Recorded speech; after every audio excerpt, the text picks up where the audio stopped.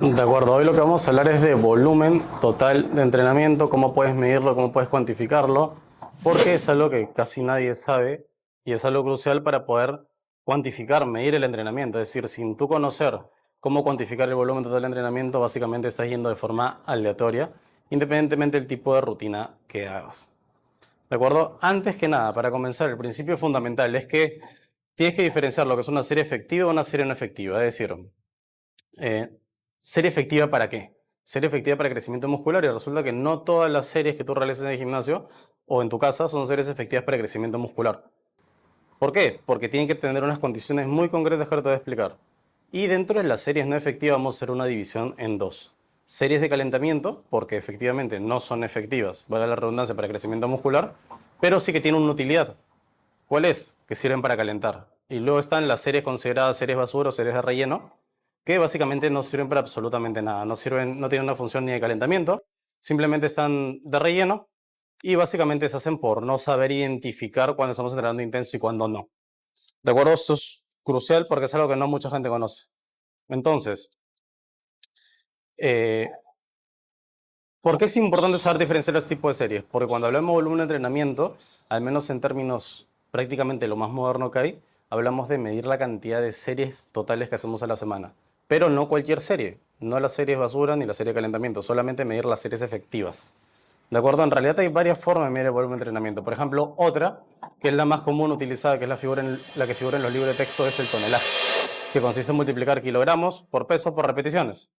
Pero eso es un error, evidentemente. ¿Por qué? Porque puedes sacar números increíblemente altos, hacer ejercicios tipo curl de bíceps, y evidentemente nunca van a ser igual a una sentadilla. Pero sin embargo, si metemos suficientes ejercicios de bíceps, podríamos llegar a equiparar el volumen del entrenamiento y por tanto hay muchos factores de confusión.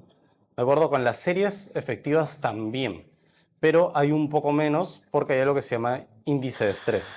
Y si utilizamos el índice de estrés, ya estamos más cerca de hacerlo bien.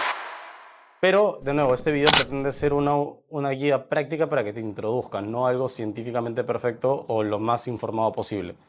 O sea, lo más científicamente preciso. Entonces, ¿tú qué tienes que saber? Tienes que saber de media las tablas de MXRT. ¿De acuerdo? Las tablas de MXRT te van a mandar cuánto es tu volumen mínimo efectivo y tu volumen máximo recuperable.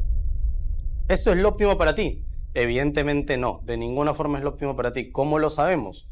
Porque, por ejemplo, tenemos estudios como este que nos muestra que si individualizamos el volumen total de entrenamiento, siempre vamos a tener mucho más crecimiento muscular. Pero es algo, es decir, es mejor tener esto o no tener nada. Entonces, ¿cómo vas a hacer para individualizarlo? Que quizás es una de las cosas que menos gente conoce. O sea, ya de por sí no se conoce el volumen total de entrenamiento, ahora imagínate individualizar esto. O sea, es un concepto muy desconocido, al menos en el mundo habla hispana. ¿Cómo lo cuantificas? Teniendo en cuenta otro concepto crucial, que es la fatiga. Entender que estímulo no es igual a fatiga, son dos cosas totalmente diferentes. Por ejemplo, tú podrías generar muy poco estímulo, pero mucha fatiga. Por ejemplo, si te pones a hacer planchas, sentadillas con salto, en super series, triseries, etcétera, vas a producir mucha fatiga, vas a estar sudando mucho, vas a estar muy cansado, pero no vas a haber producido un estímulo necesario para el crecimiento muscular. ¿Por qué? Porque para que un estímulo sea necesario para el crecimiento muscular, lo único que quiere decir es que vamos a estar muy cerca del fallo.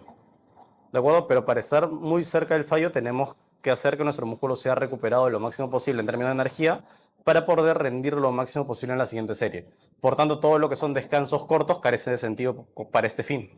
¿Por qué? Porque un descanso corto lo único que va a hacer es no darle tiempo suficiente para que se repongan las moléculas de ATP. Y por tanto, si no se han recuperado las moléculas de ATP, el músculo no va a ser capaz de cargar más peso. Pero no porque el músculo no pueda más, simplemente porque te falta energía porque has descansado poco y no le has dado el tiempo adecuado a tu cuerpo para recuperarse.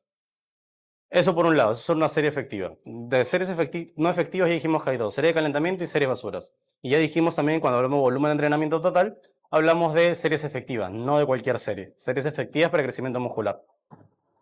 ¿Cómo lo puedes personalizar? De forma muy sencilla, teniendo en cuenta la fatiga. ¿De acuerdo? Para medir la fatiga básicamente se hace con un cuestionario que es bastante acertado en la práctica, que básicamente consta de tres preguntas. En realidad pueden ser hasta 10, pueden ser hasta 20, ¿de acuerdo? Pero con estas tres preguntas vas a poder tener una estimación considerablemente precisa de lo que sería hacerte las 10 preguntas. ¿Cuáles son? ¿Te sientes fatigado durante el entrenamiento? Como es una variable cualitativa, lo vas a puntuar del 0 al 10. cada una de las semanas y después de cada uno de los grupos musculares. ¿Te sientes fatigado fuera del entrenamiento? Lo mismo, del 0 al 10. ¿Y tus pesos qué ha pasado? ¿Han aumentado o han descendido? ¿De acuerdo? Cuando nosotros vemos, imaginemos, primera semana, eh, puntuamos, nos sentimos cansados, fuera del entrenamiento, no mucho, 3. Y dentro del entrenamiento, no mucho, 4. Entonces, cada semana va a ser volver a hacer este cuestionario. Por tanto, vas a tener variables cualitativas. Por más que ese número en sí mismo no significa nada, sí significa cuando lo utilizas como punto de comparación contra otros futuros números que van a ser similares. Entonces, cuando tú veas que la fatiga se comienza a disparar demasiado en términos de estos indicadores, por ejemplo, que tus pesos comienzan a descender, que además te sientes fatigado dentro del entrenamiento, además fuera del entrenamiento, etcétera, en ese momento también estás contando la cantidad de series que haces. Entonces ya tienes una correlación entre dos números. Por un lado tienes la cantidad de series que haces y por el otro tienes un cuestionario de fatiga, que es una variable cualitativa que te estás haciendo todas las semanas. Incluso lo podrías realizar por grupo muscular si quieres ser más exacto.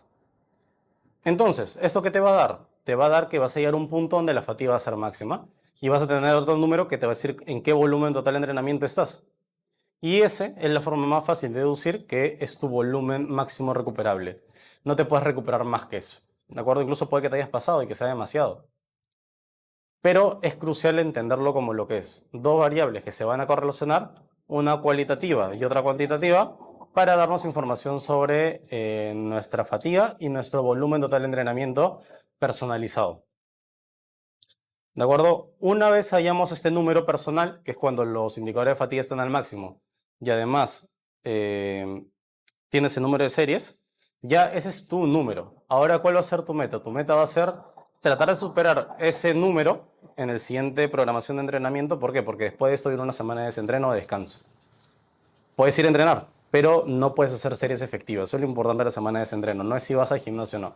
Es si haces muchas series efectivas o no. La idea de la semana de desentreno es que no hagas muchas series efectivas, o prácticamente ninguna, o el mínimo. Entonces, cuando hayas este número, ahora vas a volver al principio. Vas a comenzar en un volumen que tú consideres adecuado. Puede ser el mínimo, puede ser uno medio. Yo te recomiendo que sea el mínimo. Y vas aumentando un 20% en todas las series cada semana. ¿Con qué fin haces esto? Porque ya sabes cuál es tu volumen máximo recuperable de la sesión pasada. Ahora quieres descubrir el de ahora. Y con suerte vas a ser capaz de levantar más kilos para la misma cantidad total de series a la semana, o vas a ser capaz de meter más series con la misma cantidad de kilos. Lo que quiere decir indudablemente que has ganado masa muscular, no hay alternativa. Entonces, ojo, o sea, no es algo menor en absoluto. Es decir, ¿cuánta gente conoce esto? Muy poca. Ni siquiera los entrenadores típicos de gimnasio tienden a medirte el volumen total de entrenamiento.